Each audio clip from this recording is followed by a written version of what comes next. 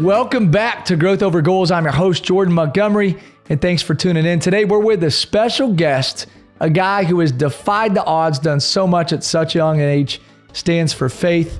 He's a strong family man, and he's an unbelievable champion in sports and in life. Check this out. Sean McVay became the youngest coach ever to win a Super Bowl, also the youngest coach ever to be named NFL Coach of the Year. He took a team that was dead last in passing yards and passing touchdowns 2 years later, made it to the Super Bowl in 2018, became victorious at the Super Bowl a few years after that, and under his leadership, he's developed multiple head coaches in the NFL. He's a developer of people, a leader of leaders, somebody who's becoming a friend. We were just together at John Gordon's training camp in Ponte Vedra Beach, Florida, and I watched this guy light it up from the stage. I said, man, I love your charisma. I love the way that you talked about your faith and your family. We got to have you on the podcast. And here he is, our guest today, Sean McVay, head coach of the Los Angeles Rams. Welcome to the show. Oh, that's a heck of an intro right there, Jordan. I appreciate that. It was great getting connected with you last week at John's event. And, I think the mutual respect in terms of just the way that you navigated as the MC lifted everybody up, your ability to be present. So I am flattered to be on here with you today. Well, bro, I'm just going to speak this into you. You are somebody who understands how to bring out the best in people, and you develop people, you elevate people. You did that for me. Literally, we're just sitting there talking and you're like, hey man, I see this in you and you're doing this really well. And so that's evident even in the way that you've elevated coaches. So Raheem Morris, head coach of the Falcons, most recently Kevin O'Connell with the Vikings. You think about a guy like Brandon Staley, Matt LaFleur, like here you are 8-9 years into your coaching career, and already you've got this incredible coaching tree of leaders that you've developed. We've got a lot of young leaders listening in on today's show. We also have some veteran leaders who are developing emerging leaders. I want you to talk about two things. When you look for talent and you're trying to identify character traits, qualities, what are you looking for in somebody that you want to promote, hire, or work with? And then the other thing that I want to hear is, what are you doing to develop that talent and bring out the best in some of those bright young leaders that you've been fortunate enough to be around? Yeah, it's such a good question. I think the first thing is when you're looking at just onboarding people in general, you're looking at their character first and foremost, especially when you think about there's inevitable storms that are on the horizon. And when you go through adversity, that's when you see who people really are. So let's make sure we're checking the box on high character individuals. They're servant leaders. They're about the right kind of stuff where our core values are aligned. And then do they have the capacity? Do they have the capacity to teach, the capacity to be able to connect? So we've got to be able to have the character, the capacity, and then ultimately, are we able to communicate, to connect with people? And I think when you've been able to be around so many special people like those guys that you mentioned, they elevate me as much as anything else. And what we try to be able to create and cultivate in our space is opportunities for people to organically be themselves, but let's make sure that we're surrounded by people that, man, I don't want to let you down. I know I'm at my best when I'm around people that we are positively pushing one another. We always talk about a positive peer pressure that we want to put on one another to be able to continuously grow, to push the envelope where, hey, we're able to communicate, to connect, we're able to listen, to understand to each other. And I've been so fortunate when good things happen, that's because you're around good people. And it's always about, hey, people over everything. And when you get the right people on board and they're in an atmosphere and environment where they feel like, hey, they're valued, they have autonomy over their jobs, but there's also standards at which we expect to be able to operate with. But I want them to authentically be themselves. We have things that we all really want to be about, but I think the beauty is in everybody being their own individual personality and really being able to ask yourself, hey, I'm at my best when I'm doing what? And we talked about it a little bit last week. For me, that's communicating, that's having the appropriate mindset, that's really enjoying whatever is on the horizon in this journey that football or life brings us on. And, I think when you have the right kinds of people that you're around, your motivation, when it's about serving them instead of some of those selfish goals that I know I've struggled with in my previous history, that's when I'm at my best, when I'm around people where you're saying, man, I'm waking up and I don't want to let them down. And all those guys that you just mentioned have been exactly that for me. Well, I know you've had a servant-minded leader that you've been following for a long time, and your dad Tim McVay. Yeah. It was so special, man, to look over at training camp and just see you guys sitting together, and then to have a conversation with your dad about your relationship and his journey and your journey. And one of the things that your dad talked a lot about was humility. And so I want to talk about just even you personally, Sean, and what you're learning and what God's teaching you. You recently became a father, over the past year or so. And Veronica, your wife, I know is super important to you. You're a family man. I know you're super close with your dad.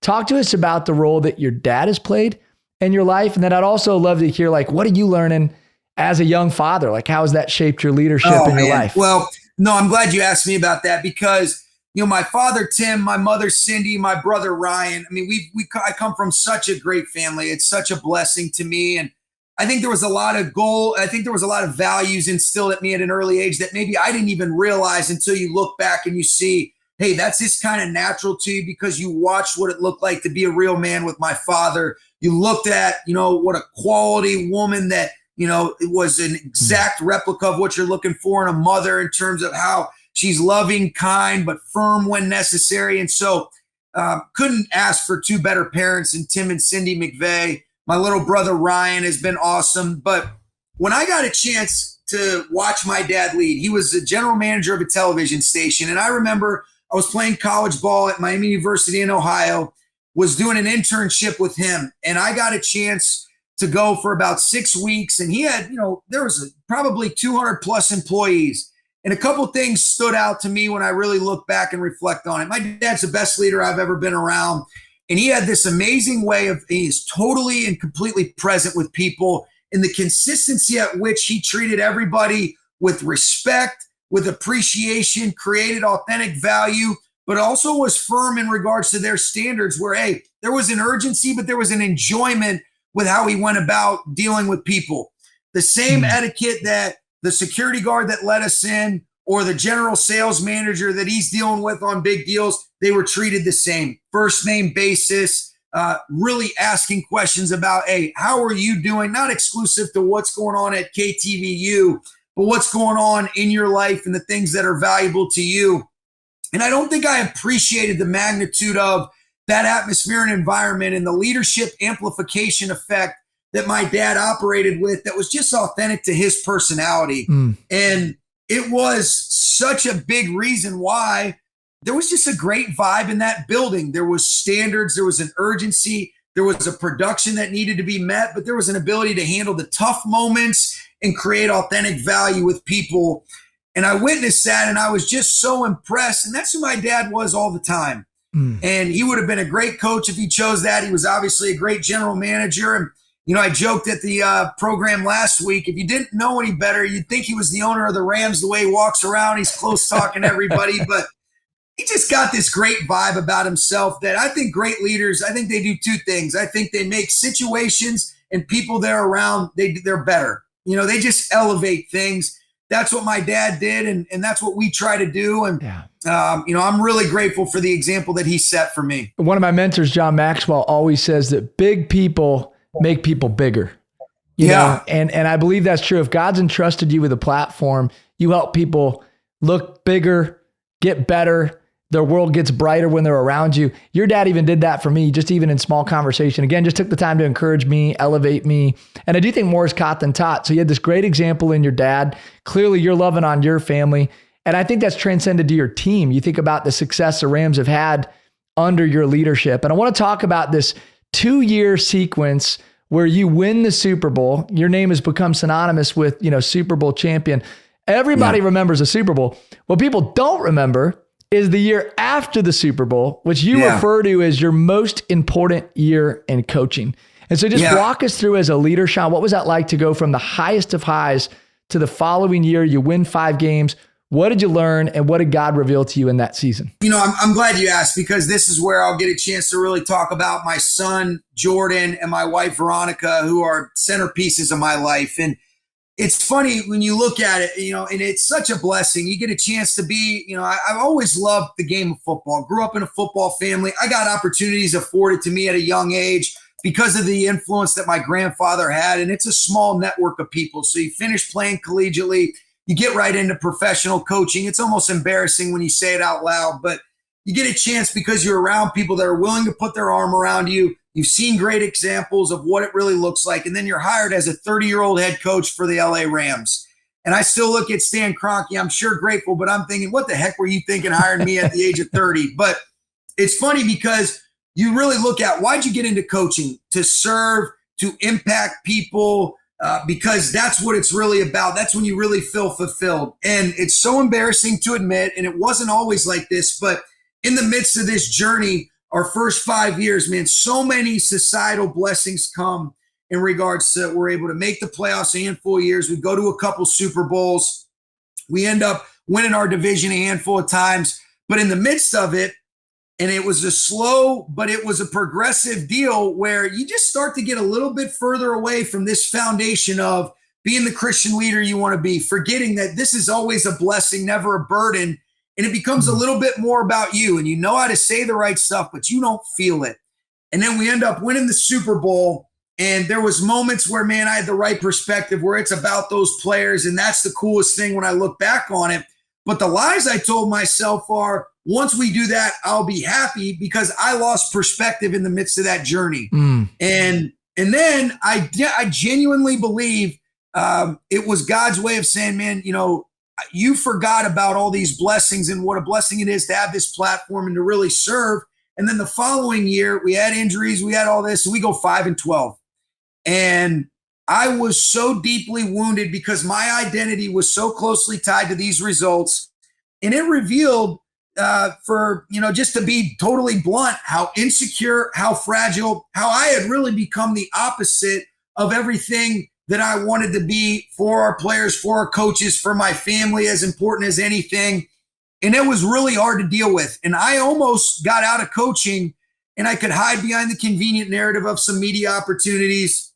But that wouldn't have been the truth. The truth is that my identity was so closely tied to that result on Sunday, Monday, or Thursday, whenever we're playing, that I needed to do a lot of work on myself to be the man that these players deserve, that my wife deserves, that my future son deserved. And it was really dark. But I couldn't be more grateful for that when you look back on it, because you're saying, this is the best thing that ever happened. This is where it forced the most growth, the most reflection, the most, real work on resetting your foundational principles in your faith, leaning into the people that love you unconditionally, and really saying, like, hey, who am I becoming as a result of this chase? What kind of man do I want to be? And my wife, I couldn't be more grateful for my wife, Veronica. She has been such a steady, stable force. And I mentioned this about my mom, but Veronica is the epitome of this, man. So loving, so supportive, but firm, where, man, she always keeps me accountable,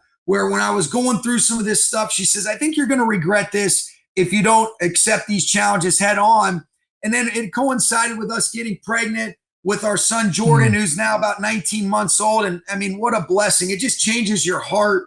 But I would have never been able to look at him when he faces adversity and say, hey, do as dad says, not as I did when I faced it. And so when you have the appropriate purpose and perspective, which my family's given me, I think when your heart and you take the work to really be able to say, let's get out of your own way with your selfish goals and ambitions and really getting back to serving with a heart that's authentic for others, man, and I mentioned this last week when we spoke, it's like you see the world through a different lens. And by no means am I, perfect by any stretch, but I'm a lot better than what I was. And I think it's a lot healthier perspective, the ability to be able to handle the storms the way that you want to, and the ability to lean into your faith in the foundation that's rooted in things that are all time, not just temporary, like winning and losing a game. It's so good, man. Well, I shared with you last week, and I shared with you again this morning, as we were talking offline, is just there's a connection that you have with people, Sean, that's different. There's cool. Many who can communicate. There's far fewer who can connect. And I think part of your ability to connect is that you went 5-12. You went through something difficult. Craig Rochelle says it best. He said, you can impress people with your strengths, but you connect to them through your weaknesses. And so when I connected to you, I could tell, man, there's something in your spirit that's like, I've been through some stuff, I've taken some hits and I've gone through adversity. And I think you have a different level of empathy and compassion, because of that. And I love the scripture, that God's power is made perfect and our weakness, right? And so I think it's easier for you to give God the glory even and just see the blessings in your life. So I'd love for you to talk about the role that faith has played in your life, because you've been pretty open about that. I think you've worn your faith on your sleeve, which not everybody does, especially if you're in a role where you're public facing and you're having to communicate outwardly on a consistent basis. So talk to us about the role that faith has played in your leadership and success. Yeah, I was brought up in a Christian home. I was born into a Christian family. My parents have been excellent examples of modeling the way. I had my first communion where I was raised Catholic, and then we ended up kind of converting where we ended up going to more of a contemporary type of service. I went to a Catholic high school. So I've always kind of had that present in my life. And what's embarrassing is there's times when I almost use my faith as kind of a good luck charm, where you were really leaning into your faith because you wanted something, whether it was athletic success, whether it was some of the blessings that have come like, oh man, I'm really leaning into it because you're a God-fearing man that hopes you don't get punished, and you really want some of the optical things to come to fruition, whether that's athletic success, whether that's winning games as a coach. But when I've been at my best, it's really with that servant mindset that has been example that when you really look at what Christian leaders do. And so, like I said, my dad's been a tremendous influence. I was really fortunate to get exposure to a pastor named Brett Fuller when I was working with Washington. They're now called the Commanders. We were a different team at the time that was really instrumental in leaning into my faith. He's been a mentor to Kevin Nickerson, who's our team chaplain here. You meet people like yourself and John Gordon that have just helped you continue to grow. And I think it's more about when you're around people like that, man, that's the life you want to live. And all of our core values have underlying faith-based principles where it's about the enjoyment. It's about the right mindset. It's about bringing that right energy. It's about being able to work with a humble heart. And I just think there's a different way that you go about it when it's not about you. And I can really speak from when it's been a lot more about me than what I want to admit. And then when it's not, and how much more full that cup is. And I'm such a big believer, you can never outperform your inner circle. And when you're around people that positively push you towards being the man that you want to be able to honor him and to be able to be that Christian example that makes people say, man, there's just something different about how they're doing it that you want to be a part of. And it invites people to want to be along for that journey. And you're really putting your arm around them instead of so often in this space, guys are being put in headlocks or, not necessarily feeling like, man, we're in this together. We're positively working in alignment. And, I'm at my best when you're leaning into that. You have the appropriate humility. You have the appropriate perspective. And I think there's a faith and a trust that what are the all-time things and what are the things that are just very temporary. And when you lean into those, it doesn't make you any less of a competitor. But man, it sure allows you to be the man for others that you really want to be, where you're truly modeling the way. I tell our guys all the time, seen is better than said. I see better than I hear. And when you do that, there's just something about people that have a lightness at which they move and how they handle the inevitable storms that there's usually something different about those people. And those people that I've been around are leaning on their faith, and they know there's something way bigger than what this temporary world has to offer. Well, I think you're being salt and light, to the people around you, man. I really believe that. And I think in your heart that God's given you a platform to reach people in ways that go way beyond football and way beyond personal development, that you're changing lives and souls in an eternal way. And I think you've taken on that responsibility seriously. I think about this idea that if people don't like you, they're not going to like your Jesus. And so it's like, man, you've made it attractive, I think, for the people around you to lean in and say, hey, there's something different about this guy. And I want to follow somebody who's real, who has an authentic faith and is not perfect, but actually willing to talk about their weakness, because that's, again, where God gets the glory. Sean, I could talk to you for like 3 hours. Is there anything you want to leave our listeners with? Like, as you think about where God has you today, the platform that you have, what you're learning as a leader and a coach, anything you'd like to leave our listeners with? Yeah, you were just talking about it. I think one of the other things too, that as I'm listening to you, Jordan, that it's been so influential to me is, I talk about my family, but I also think, are you being surrounded with truth tellers that share that similar value system that you do? And I think about a really special player that I've been fortunate enough to be around, that he's now in Seattle, but Cooper Kupp, a man of faith, a true Christian leader. He had such a great way of being able to challenge me. And there's moments when, man, I wasn't at my best. But what he did say is, you always have an opportunity when we're in these leadership positions to be a hero or to be a hypocrite. And what a powerful blessing that we have in some of these leadership positions to really say, let's be reminded that, hey, you want to give yourself some grace when you do make mistakes and fall short, and then let's do the next right thing. But let's also be around people that challenge you, or you're saying, man, I don't want to let that person down. Come on. Or they'll call you out when you're maybe not being that person that they believe you're capable of. And he told me, and it resonated so strongly. You have an opportunity to be a hero or a hypocrite. And that resonated so strongly because of the love that I know he had for me. And even though it was sometimes hard to hear, gosh, I'm so grateful to be around people that are willing to share. And I think one of the things I've really tried to work on is when you talk about building safety as a leader for people to actually feel comfortable enough to challenge you on some of these things, is your response in alignment with allowing people to speak to you that way? That's a weakness of mine. I say I want to be able to hear the truth. But is my response in alignment with allowing people to have that safety built up, that they feel like they can say that, and then I'm able to apply that in a way that gives them the safety to speak their mind, to speak from an authentic place of, man, I love you enough to tell you the truth. And that's something that I've really tried to work on. And I'm sure grateful to have people like Cooper Kupp and a lot of other people that I could go on and on about that are around me that challenge me to be the person that I want to be for them, even though I always fall short. But all you can do is really do the next right thing and continue to be around people that push you in the direction that you want to go, to honor him and to lead in the Christian way that we're capable of. It's so good, Sean. I love what you said just about seeking the truth and wanting the truth. There's that adage that average people want to be left alone, good players want to be coached, and great players want the truth. And I think the same can be said about coaches, right? Like great coaches want the truth. And how cool that you took the opportunity to get the truth from a player. That you've got this attitude, like I can learn from my players. And so I commend you on just being open-minded about that. Well, and I give our players, there's been so many special guys that I've had a chance to be around that, have been, secure enough in themselves to be able to do that. And when it comes from the right place, you're receiving it in the appropriate way. And how can you continuously do that? Because I don't know that I've always done a great job of that. Well, listen, I think today you're leading with a lot of humility, and I think God's going to continue to expand your territory. I think he's given you a lot of opportunity to influence a lot of people for the right reasons. And I think you're choosing to steward your time, treasure, and talent in a way that makes a whole lot of sense with a whole lot of purpose. So, hey, from me to you and behalf on our community, man, I just want to say thanks for spending time. I want our community to know this too. You jumped at the opportunity to be on the podcast. You asked great questions.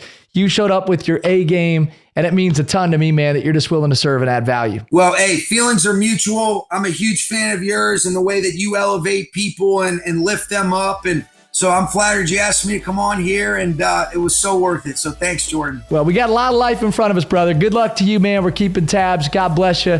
Thanks again, Sean McVay, for spending the time. Appreciate you, brother. This has been another episode of the Growth Over Goals podcast. I'm your host, Jordan Montgomery, and I want to say thanks again for being with us today. Thanks again to John Choate and his team at Storyline Multimedia for all that they do behind the scenes to make these episodes go. Be well, be great. Have an amazing day.